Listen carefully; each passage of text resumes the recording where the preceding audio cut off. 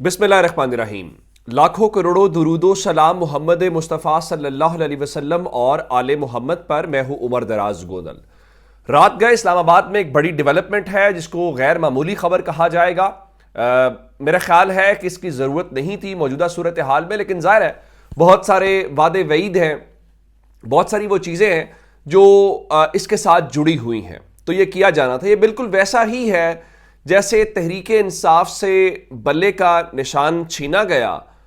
उस फैसले की भी वजूहात सबको मालूम है।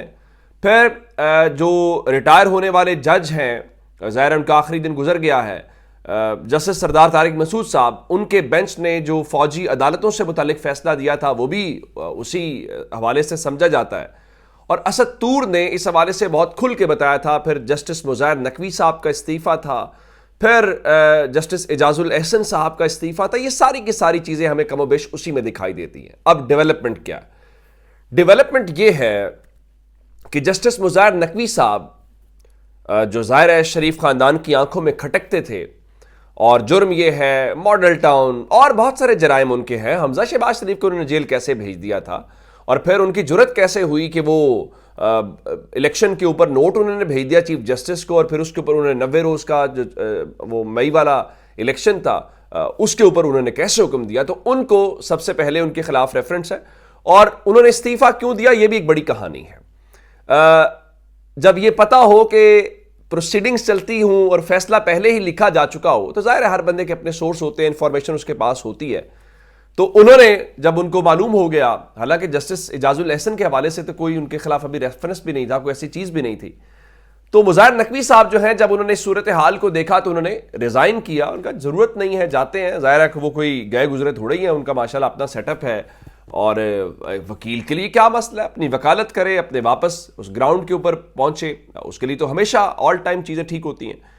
तो मुज़ाहिर नकवी साहब ने इस्तीफा दे दिया, और आम रीत ये है कि अगर किसी के खिलाफ कोई प्रोसीडिंग चल भी रही हूं तो जब वो रिजाइन कर देता है तो उसको खत्म कर दिया जाता है। मिसाल के तौर के ऊपर, अगर किसी वजीर आजम के खिलाफ तहरीक अदम एतमाद आ जाए और वजीर आजम रिजाइन कर जाए, तो क्या उसके खिलाफ तहरीक अदम एतमाद के ऊपर फिर भी वोटिंग की जाएगी, या ये कहा जाएगा ठीक है वो रिजाइन करके वो खत्म हो गया? इसी तरह से अगर सदर के खिलाफ मुआखजे की तहरीक आ जाए, तो क्या जो सदर पाकिस्तान है या कोई भी है, वो अगर रिजाइन कर दे तो क्या फिर भी कहा जाएगा नहीं जी हमने इनका मुआखजा करना है? ये तो वही बात है। इसको जरा और लफ्जों में करते हैं, एक बंदे का ऑपरेशन हो रहा हो, ऑपरेशन सक्सेसफुल ना हो और उसकी जान चली जाए, और डॉक्टर साहब कहें नहीं नहीं, चूंकि मैंने ये ऑपरेशन शुरू किया है तो मैं इसको ऑपरेशन को वाइंड अप करूंगा, मैं मुकम्मल करूंगा। बात यह है, मुज़ाहिर नकवी साहब ने बड़ी ग्रेस के साथ अपने आप को सारी सूरत हाल से निकाला, और उनको अंदाजा था ये पूरे का पूरा जो माहौल उनके खिलाफ बनाया गया था, जो सब कुछ हुआ था, वो सबको अंदाजा है, इसमें कोई शक वाली बात नहीं है। मैं आपको मिसाल देना चाहता हूं। कुछ चीजें जाहिर है कि वो आपके सामने आती हैं जिससे आपको अंदाजा होता है। मिसाल के तौर के ऊपर आपको याद होगा एक मुबैना ऑडियो थी, जिसको हालांकि वो भी मुख्तलिफ वाकयात की है, जिसको मुख्तलिफ वाकयात में जोड़ा गया। मैं उसके बैकग्राउंड से आगाह हूं कि वो क्या वाकया पेश आया था, वो किसके फोन से किससे बात हुई थी, और वो ऑडियो रिकॉर्ड हुई थी। खैर वो चला दी गई। देखिए, उस ऑडियो का कहीं पे फोरेंसिक सुप्रीम जुडिशियल काउंसिल ने नहीं करवाया, ना सुप्रीम कोर्ट ने कराया है।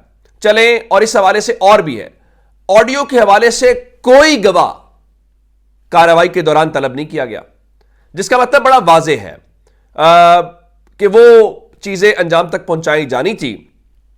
और अब उस हवाले से अब से थोड़ी देर पहले सुप्रीम जुडिशियल काउंसिल ने यह बताया जनाब कि साबिक जज जो सुप्रीम कोर्ट के हैं मुज़ाहिर नकवी साहब, वो मिसकंडक्ट के मुर्तकिब करार पाए हैं, तो उनको उनके ओहदे से बरतरफ करने की जो सिफारिश है वो सदर पाकिस्तान को भेज दी गई है। भाई वो तो रिजाइन कर चुके हैं, नंबर 1।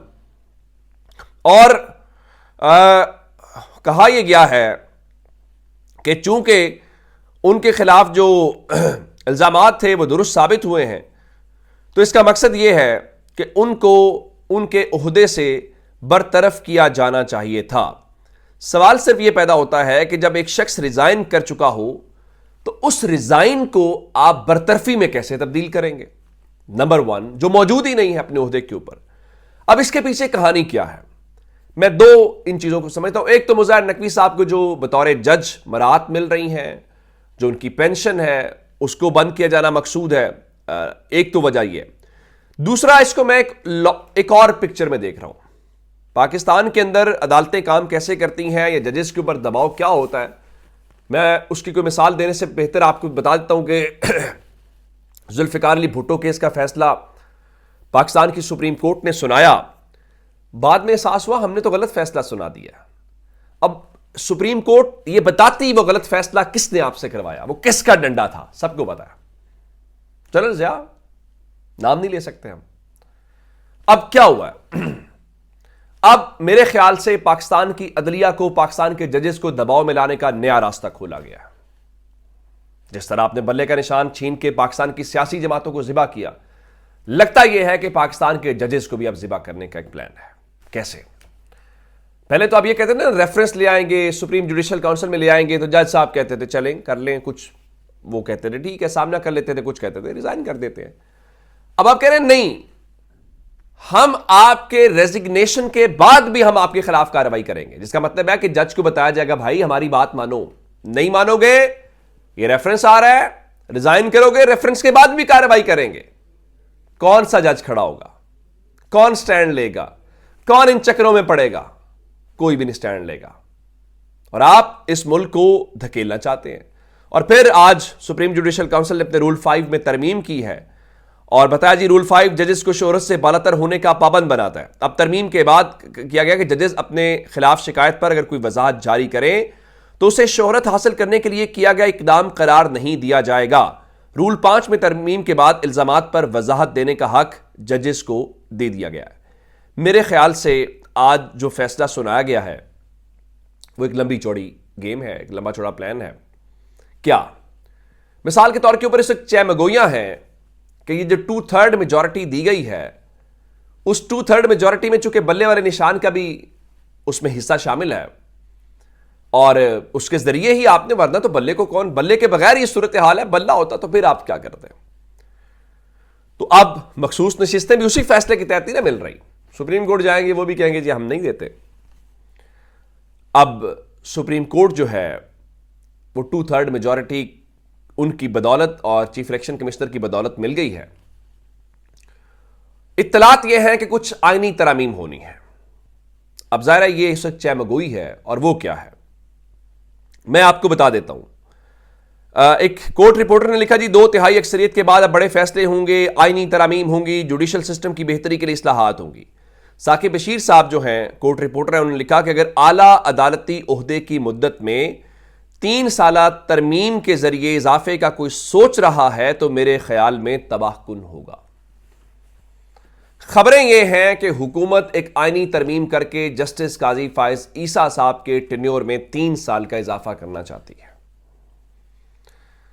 करके देख ले, यानी पाकिस्तान में जो पहले एक्सटेंशन हम देते आए हैं उससे ही हम तो, हमारा भट्टा बैठ गया।